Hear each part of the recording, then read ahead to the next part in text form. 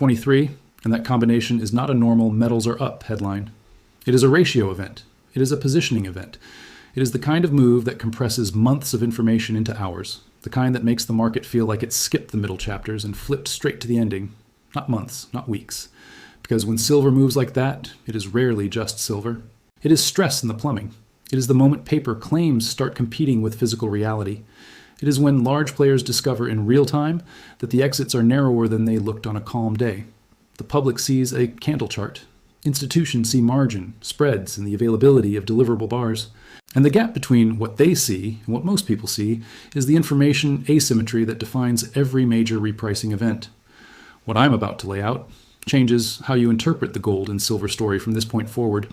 Not with opinions, with the chain of evidence, with the specific numbers that quietly tell you who is under pressure, who is hedging, and why the gold-silver ratio is the mechanism that turns that pressure into the next leg. Welcome to Channel Name, where we decode what matters. Before it becomes a headline everyone pretends they saw coming. If you like analysis that starts with raw data and ends with clear implications, stay close, like you're listening to that wise elder who doesn't raise his voice but somehow always knows what's next.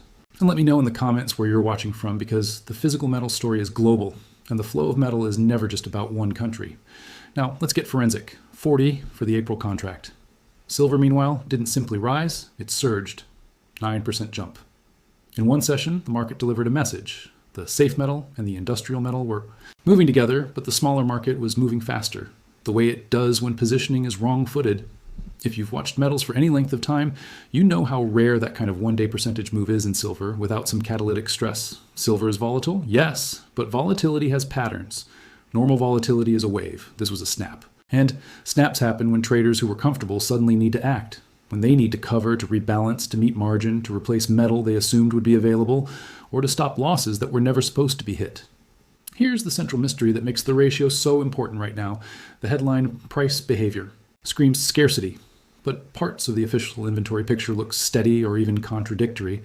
That contradiction is not noise, it is the dislocation. And dislocations are where the next leg is born. To understand that, you need the ratio, not as a trivia metric, but as a transmission mechanism.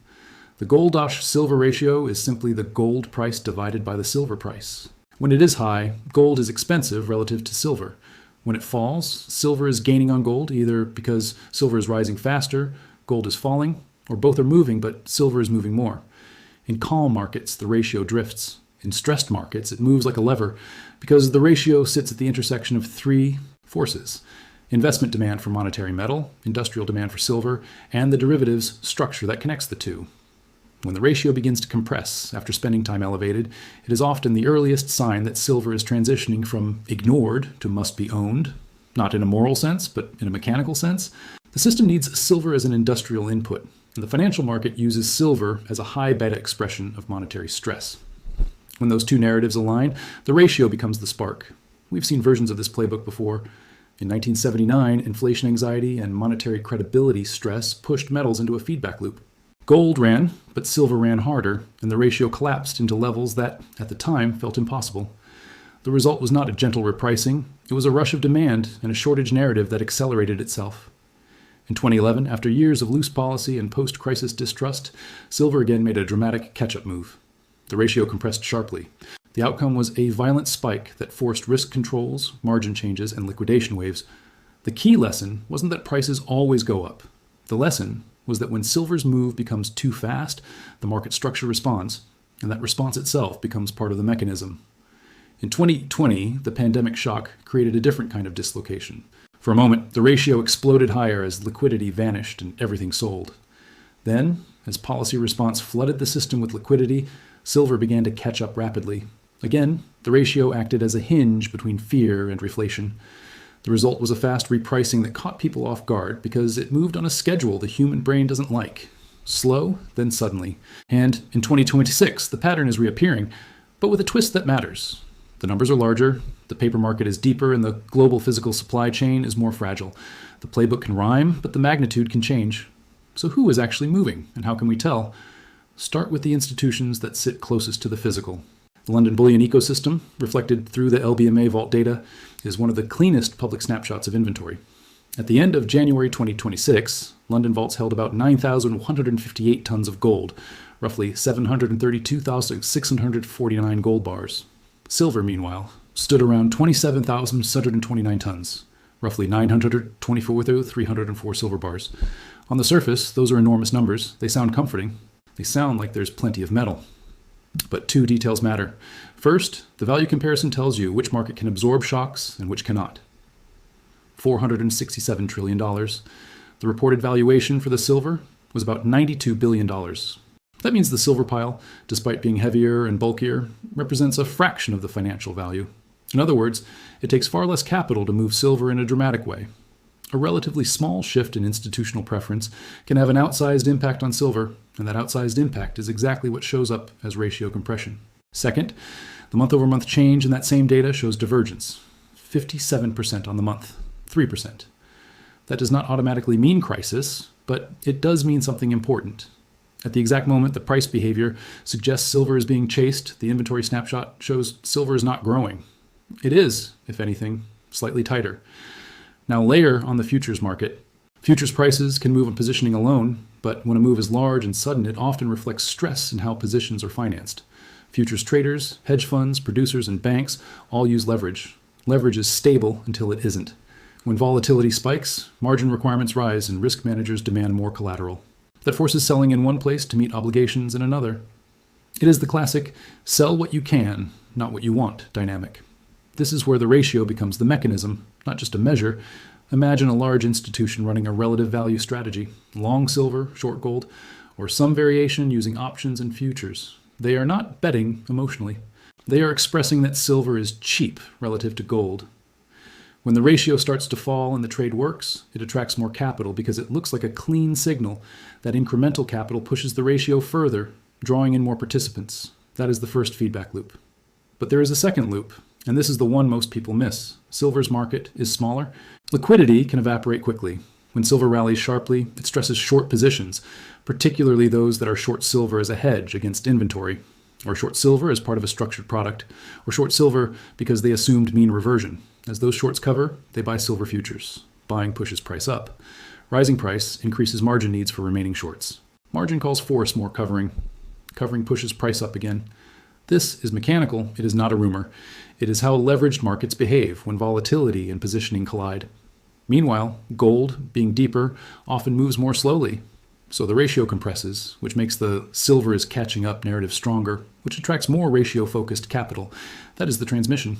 The ratio is the narrative container that turns many separate decisions into one coordinated wave. Now add the physical layer, because this is the dislocation that can't persist. Paper silver is cheap to create. You can sell a futures contract without holding a bar. You can write an option. You can run a swap.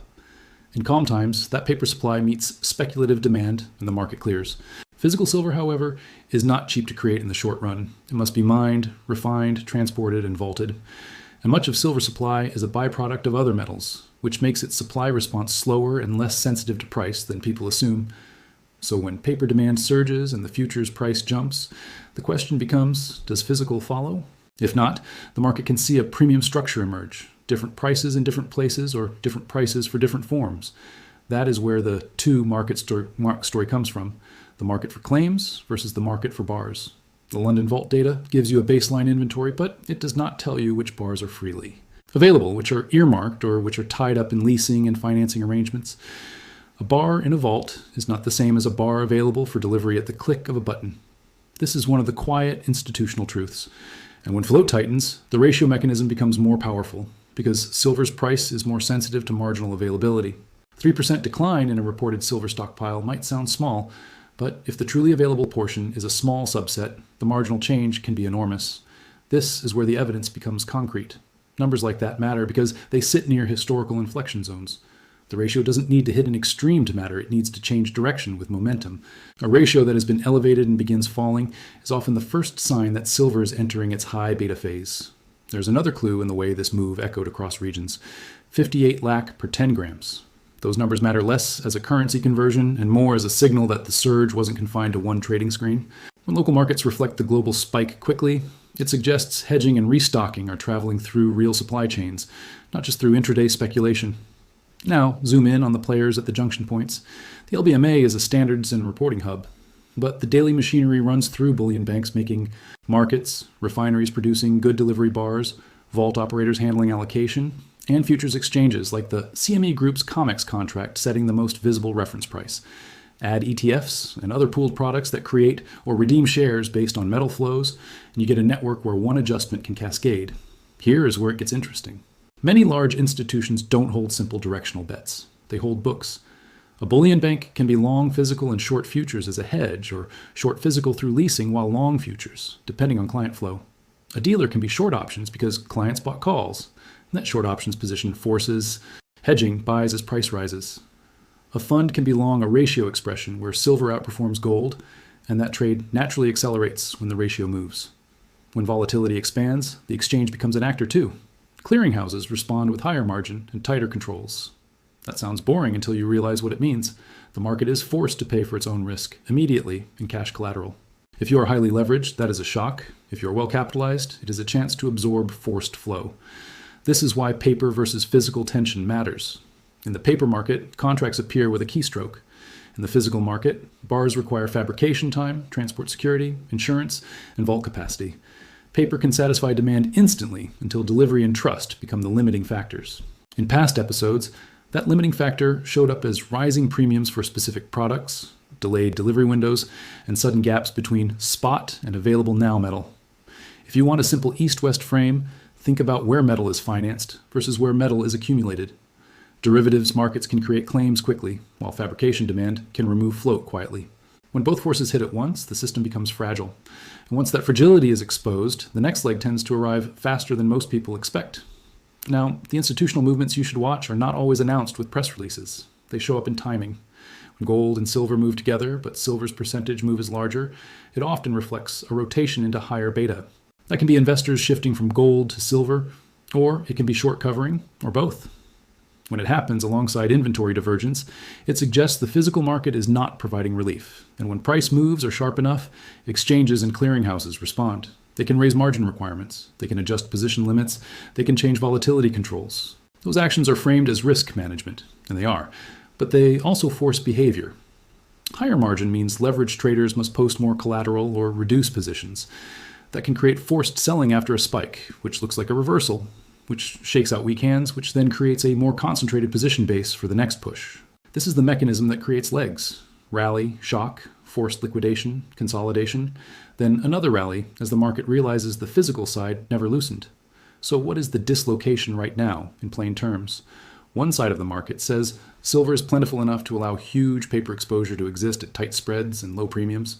The other side says silver is scarce enough that even modest incremental demand changes price violently. Both cannot remain true indefinitely.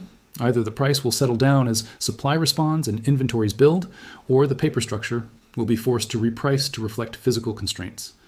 Historically, when the ratio compresses from elevated levels during a period of monetary stress, the repricing tends to express itself more in silver than in gold, because silver is the smaller market. That is not a promise.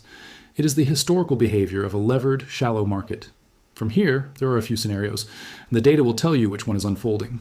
A conservative scenario is that gold remains firm, silver cools, and the ratio stabilizes. That would require volatility to fall and physical tightness to ease. You would likely see inventories rising, premiums falling, and price action becoming smoother. A moderate scenario is that both metals continue higher, but silver continues to outperform in bursts. The ratio would trend down from the mid-60s toward lower levels over time.